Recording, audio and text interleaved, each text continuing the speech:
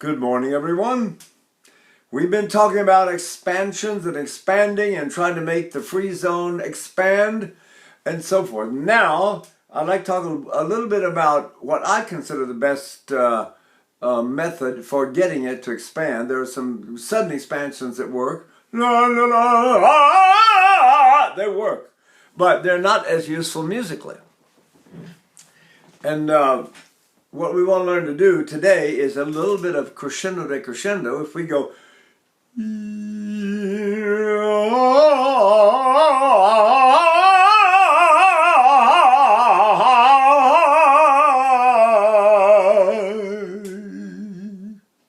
that way I'm using the same function as the crescendo decrescendo, but it's like the chicken and the egg. What came first? I had to learn to do the crescendo decrescendo by sliding backing down my spine, by inhaling the tone, by drawing the tone in, like behind the glottal stroke. There are all these descriptions. Joan Sutton said she had a hook in the back of her neck. She threw her voice on that hook the way you throw a coat on a coat hook at home, she said. So if I can get the idea that the breath goes inward, not outward, or my brain, my voice, something goes inward and not outward. So so many great singers in history talked about inhaling the tone. Caruso said, the valve is very far back and low in the throat. And he said, if you hear someone using glottal stroke, it's too far forward in the throat. So he also was concerned a little bit about this menace. Now, the open throat is not open the way you yawn. That's not the way you open the throat. The open throat I sort of said the Italian school, but in all the schools of great singing, the open throat opens vertically because the sucking power of the inhalation is so great, what Caruso called the massive power of the respiration required for great singing. So, if I'm going to open my throat, I have to have a certain inhalation power.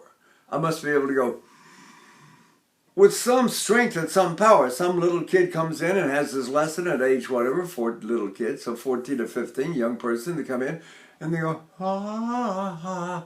Now, the way to get the voice to grow is not by pushing on it. Ha, ha. I can yawn and go, ha. The tone is still soft, still not loud. So obviously I'm working in the wrong direction. It's not the big throat that makes the voice, it's the breath. Same for Mac Harrell. Those of you know Mac Harrell, a very famous concert bass baritone. He's on the Toscanini recording of the Ninth Symphony of Beethoven, for instance. Fantastic voice, fantastic singer. But he was the one that first said to me, the bigger the drum, the bigger the sound. If I have a sound that goes, I'm not changing to my throat, all that stuff. What I do is I breathe deeper. I go, you damn fine, let's go down and get something to eat. Now, once we've stopped messing around with the muscles in the throat and you sing like your throat doesn't exist, Ava Turner said it's invisible. The throat, the jaw, and the tongue are invisible.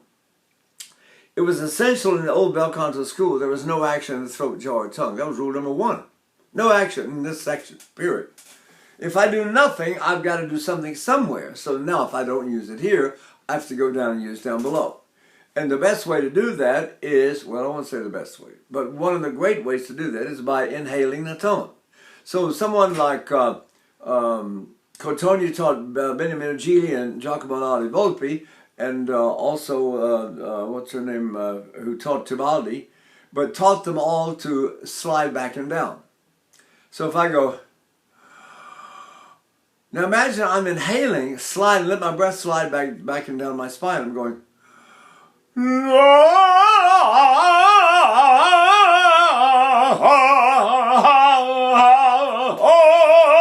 I can expand my free zone very easily because the free zone is bigger to start with because I'm using this sliding back and down. That means it's a very long vertical free zone. And the bigger the free zone to start with, so let's face it, when you expand it, it even sounds bigger.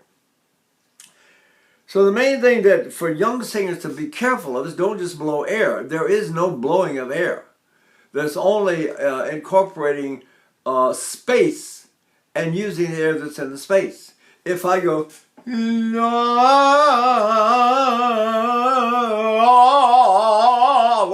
already opened more space by going back and down. Now, if I do an action here, we did this, I did on the other two tapes, and I'm repeating myself, and I'm trying to hammer this point home.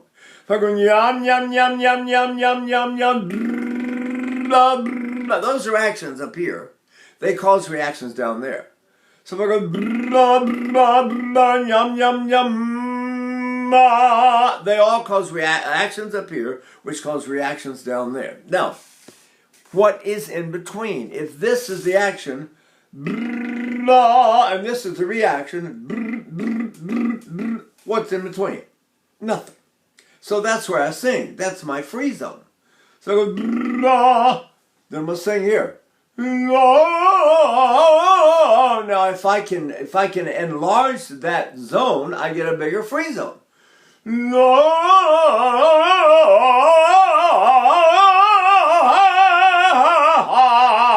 And I get more voice. Big theaters, big orchestras, big repertoire.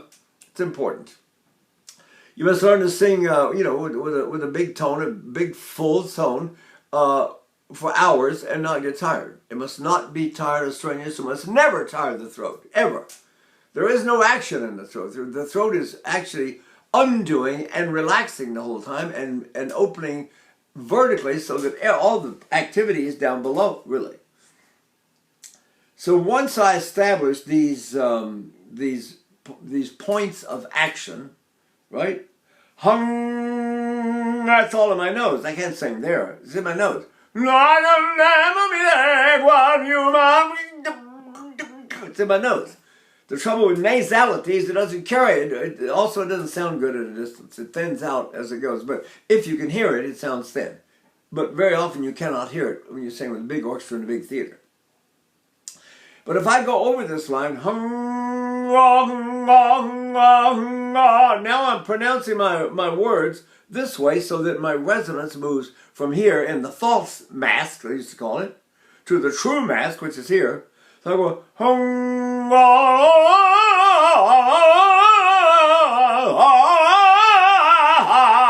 I can expand that one, or if I try to expand the other one, it'll probably wreck my throat. So this business of being cautious, you don't want to be paranoid, but you also don't want to demand that which you do not have yet. Now, how in the world did we develop this ability to go, you know how it's done? By breathing exercises. If I go, see what I'm doing? I'm using a muscular action way down low in my back to suck the air down my spine like that. That action is like any other exercise. If I exercise this muscle, it's going to get bigger. So it's stronger. So if I keep sucking air in down in my lower spine, my inhalation power, the massive power of the respiration, gets stronger. Which means when I pull that tone to expand it, I go, see what I'm doing? I'm using the free zone, but I'm expanding it by using the sucking in or inhalation strength that I've developed over the years. Now, I'll be 85 here in a couple of weeks, so I'm sort of an old geezer now, but this stuff really, when you're younger, you have a little more energy, a little more stamina, you can really blow the walls down with it. And of course, every time I use it, someone says, oh, you're a Heldon tenor, you're a Heldon tenor. I said, no, I'm not. I'm a lyric tenor. Then I sang for Melchior, who really was a Heldon tenor. I was trying to win some money in his Heldon tenor, prize offer. And I came in, he said, you are not a Heldon tenor. You're a lyric tenor. Big lyric, what they used to call in Italy, lirico forte, a lyric strong. See? So I had a lyric voice that was big in the theater, and I sang in some theaters and got rave reviews for the power of my voice. Then they start talking about always a real dramatic tenor. I'm not a dramatic tenor. The real big voices are big if they say, ah. And a normal voice, I call myself a normal, I come sort of in between. I go, ah. Now that's my voice. Now I'm going to sing. Ah, now is that big enough to sing with? Can I sing professionally with that?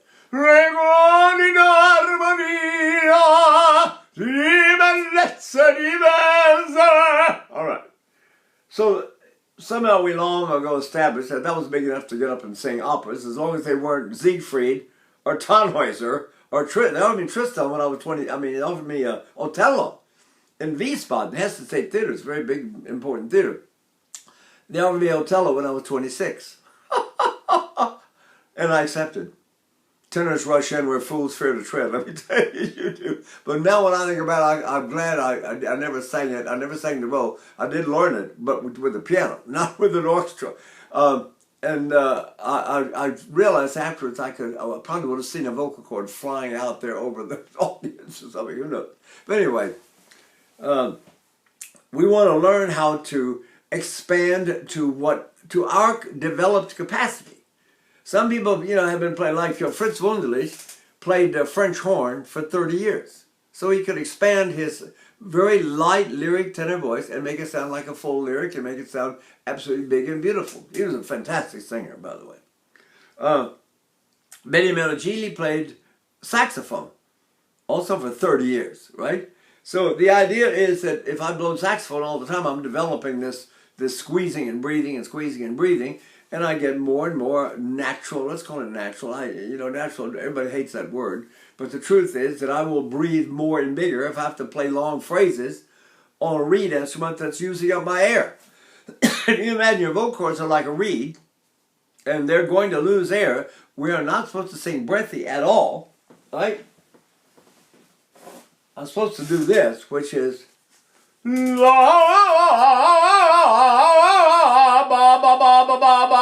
B, C, D, F, G, H, I, J, K, L, M, N, O, P, Q, R, S, T, U, V, W, X, Y, Z. The idea is the paper does not move because the amount of air that it creates the sound is so minute.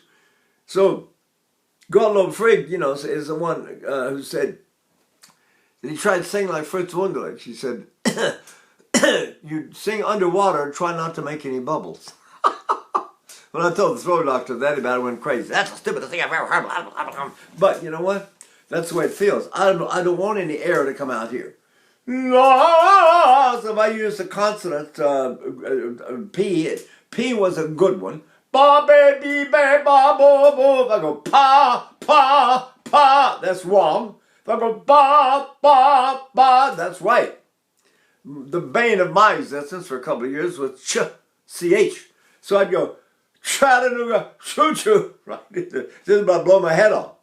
So I had to learn to go Chattanooga, choo-choo, Chattanooga, choo-choo, Chattanooga, choo-choo, ba, chol, ba, chol, ba, chula, and I did learn to go choo without moving the paper. Now, if I've got that, who was it? Is that singing who was inhaling? A woman named a soprano named Chofi in 1918 wrote that in some kind of big thing, and it made such a big deal. Everybody went crazy because singing is inhaling. So instead of going, I go, so it feels like I'm inhaling. Believe me, if you stop the breath, it's enough. Now, I wasn't going to turn this tape into a breath stop tape, but there are several ways to do it. One is out. It's called a Balsam maneuver. So I exhale, and I stop right in the middle of the exhalation right here, and then I maintain that.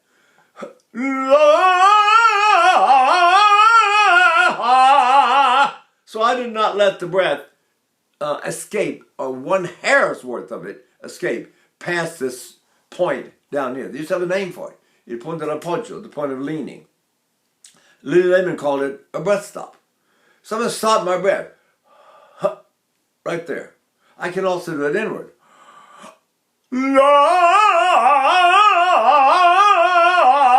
So as long as the breath is stopped, I can still sing, and it makes my voice climb up here in this resonance and resonate. Now, these particular abilities, these you call them muscular actions if you want, but if I go, let's do a hiccup.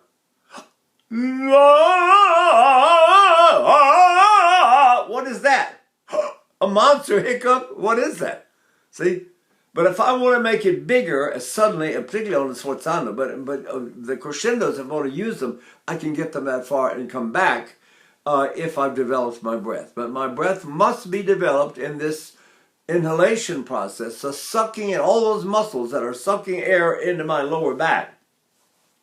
Those muscles are the ones that get strong enough so you can sing fuller and bigger in a rounder tone. And it should be musical. It shouldn't be just yelling. You can't just get up and impress people with nothing but loudness. People get bored, right? So I go,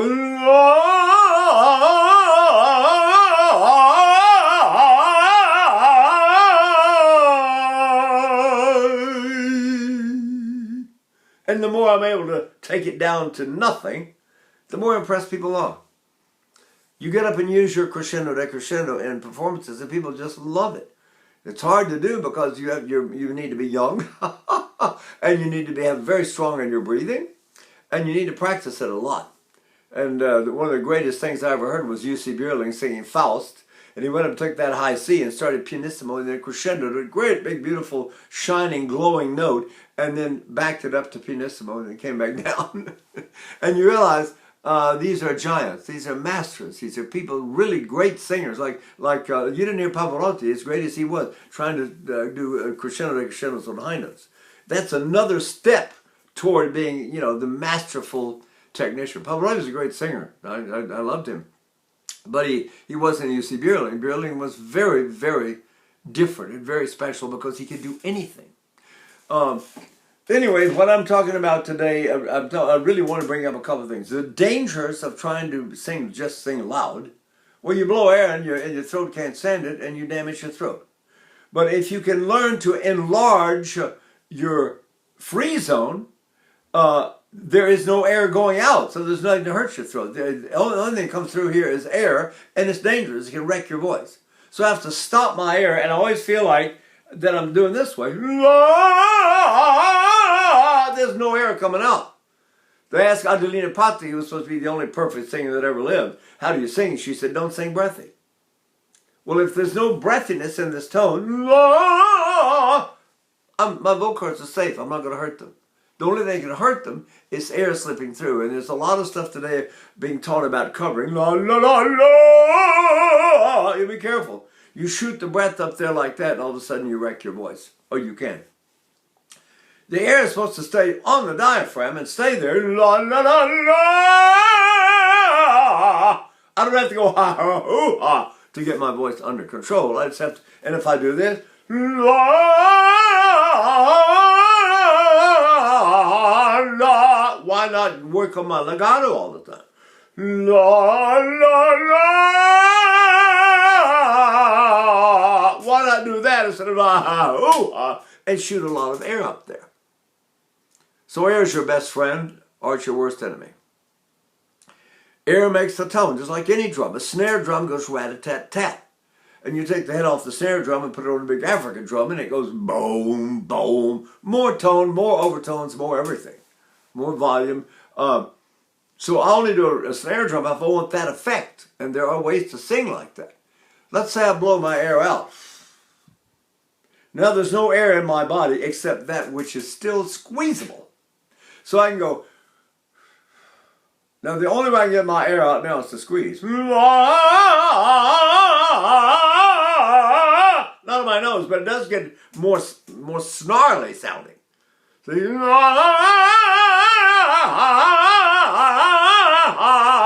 So they call that spingere or spinto, because spingere means to push, and the only way I can get the air out of my body is to push it out. I think squeeze is a better word for English-speaking people, though. But the idea is if I go la, ha, see? Bruna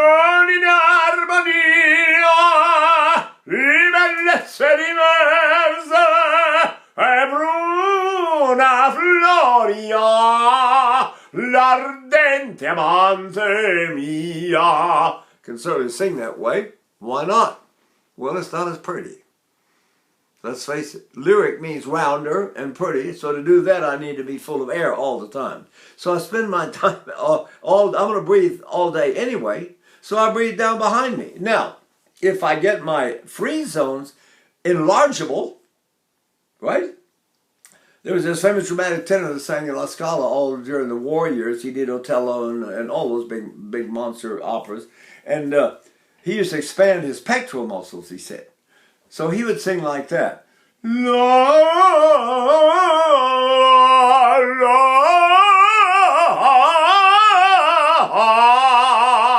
Can I do a decrescendo from there? Can I go?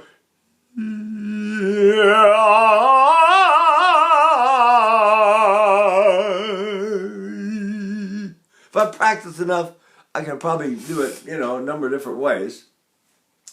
It's not the way I happen to like, but it works like a charm. Let's say you want a big dramatic tone and you have that kind of voice, then it's a great technique for you. But you got to have the right kind of voice. You cannot make the voice. The voice is your couple of vocal cords sitting right there in your middle of your throat, and that's your reed. It's almost like we have to find an instrument that matches the reed. If you play saxophone or clarinet, some other reed instruments, you can get different reeds that have different functions.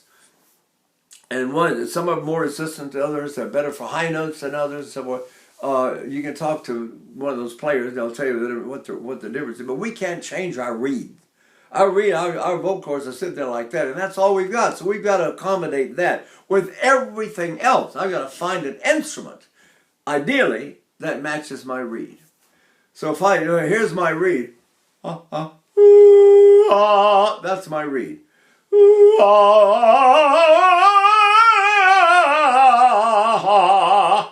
That's really all I have. Everything else I would have to enlarge my free zone or expand it. So if I go,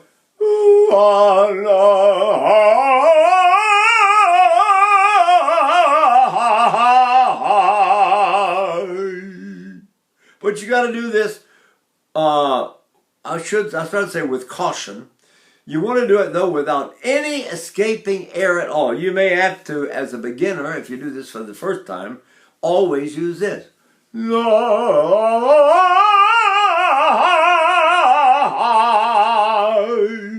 If you want to use it. If you're singing the opera, you'll sing something. In my case, I was a middleweight tenor, so I sang in what they call in German, Jugendlicher Held, which is a useful hero.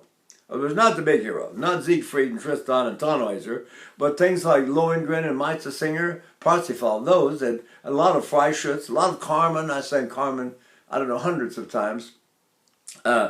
And you would apparently, one of my students counted as best as we could. He came up with 504 performances of Carmen.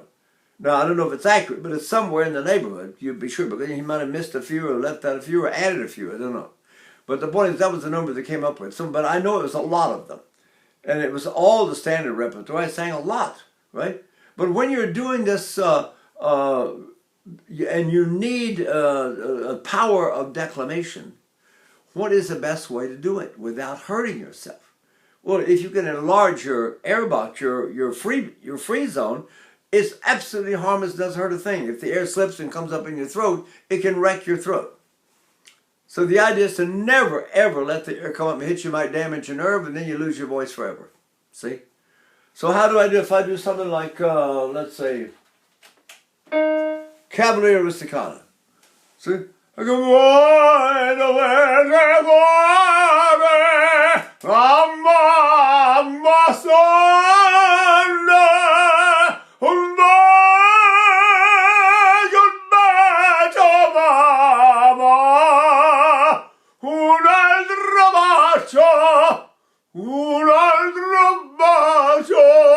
the idea is I'm using expansion of my free zone rather than just pushing air. I never push the air.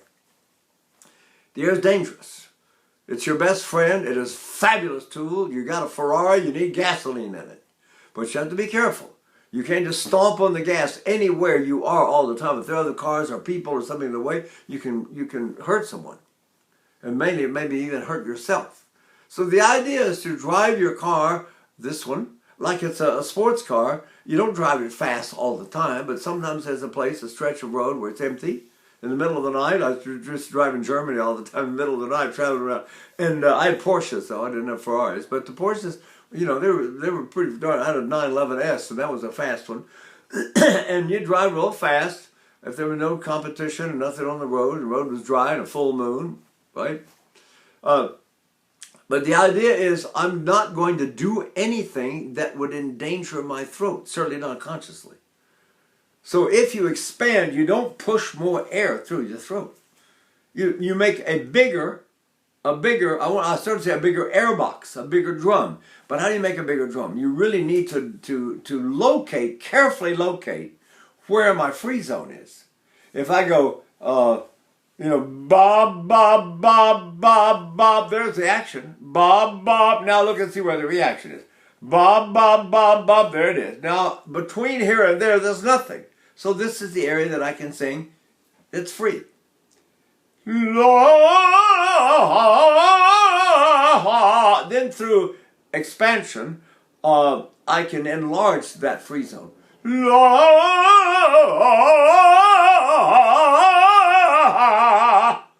Pertile did it with his pectoral muscles.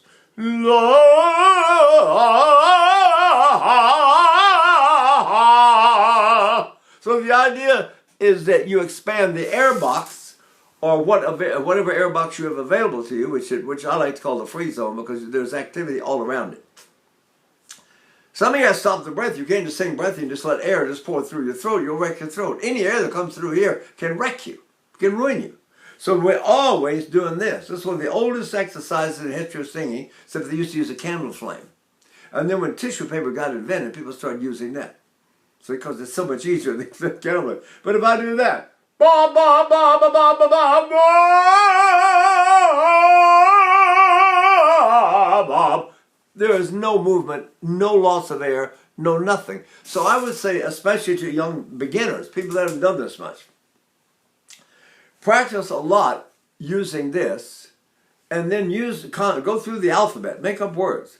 Ba ba ba ba sa se si se sa so she sells seashells down by the seashore. And I don't let any air escape in any language. Ich möchte nachher die Stadt gehen, was zu essen gaben, und andare nel città per comprare qualcosa per mangiare stasera. Got it?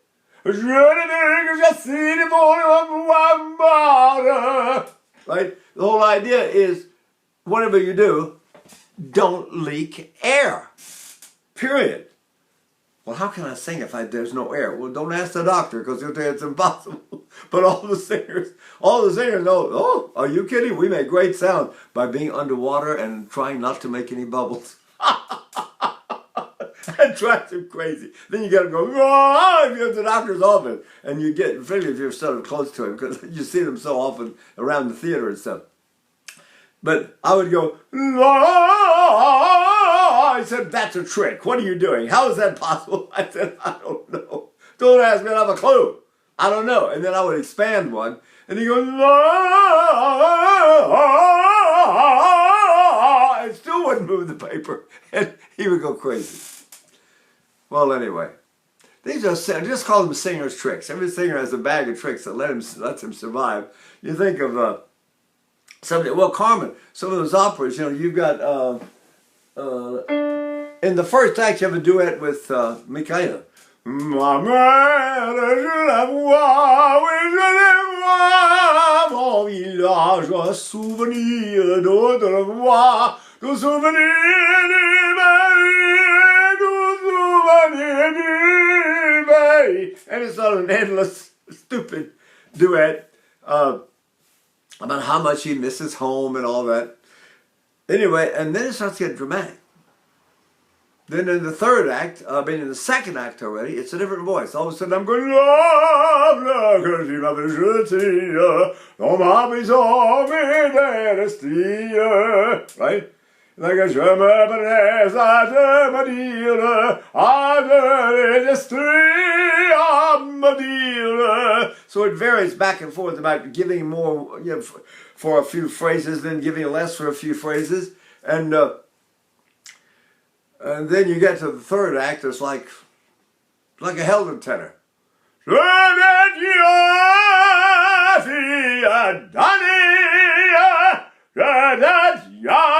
Like that kind of stuff. The fourth act is pure spinto singing. Carmen,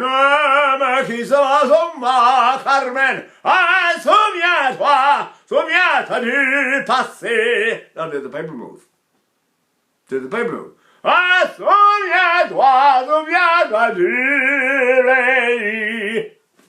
See?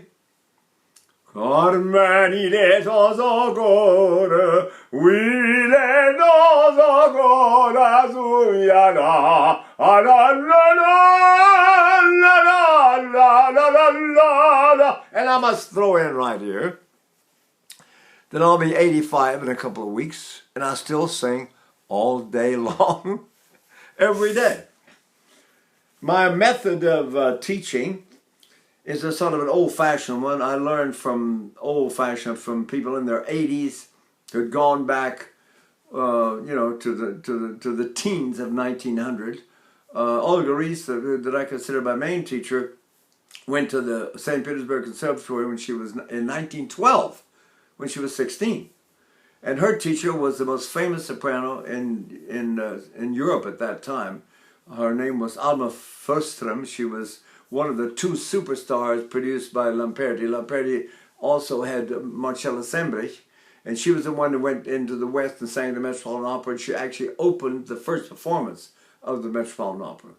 But meanwhile, Förström was the Tsar's pet back in St. Petersburg, and they had the most fabulous singers in the world. They had Mattia Battistini, the greatest baritone that ever lived. Now, they asked Battistini, "How do you sing?" He said, "I press my chest."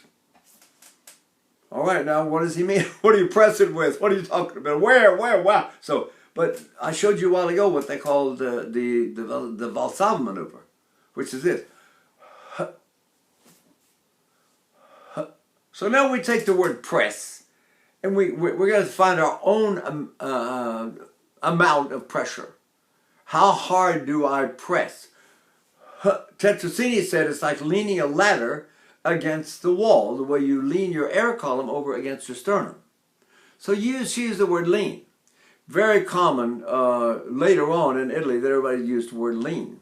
But Battistini was used to, but see, we don't really know how they were translated. Maybe you said lean and somebody translated it as press. Who knows? But if I lean my breath here,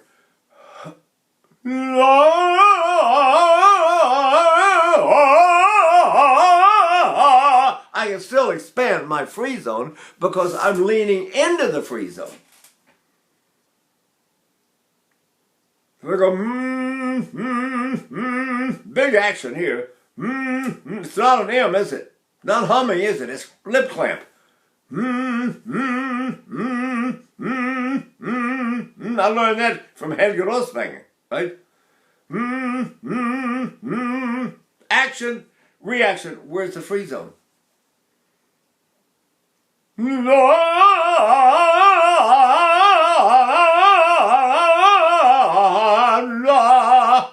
Get it? So I want everybody, I want to do sort of a cautionary videos. I want to say, people, don't demand these bigger tones and things. Just very gradually learn to do the crescendo, go.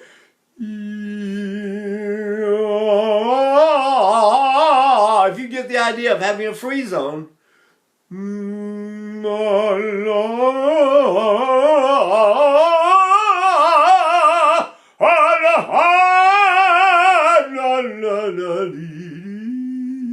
other words, you don't have to do all that stuff. You can just get the idea of going, but it's essential, crucial, that you understand that no air escapes through your vocal cords.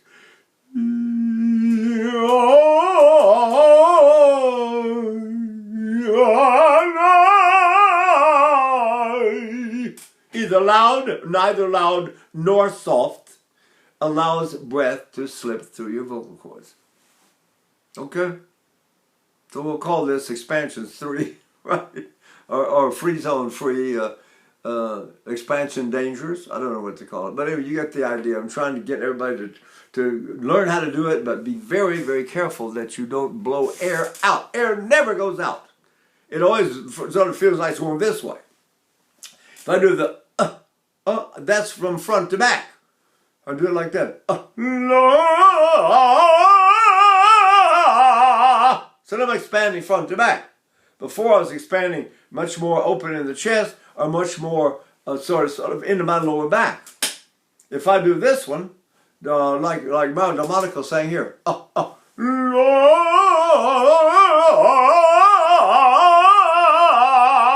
that expansion is from the base of my throat, the sternal notch, to my lower back.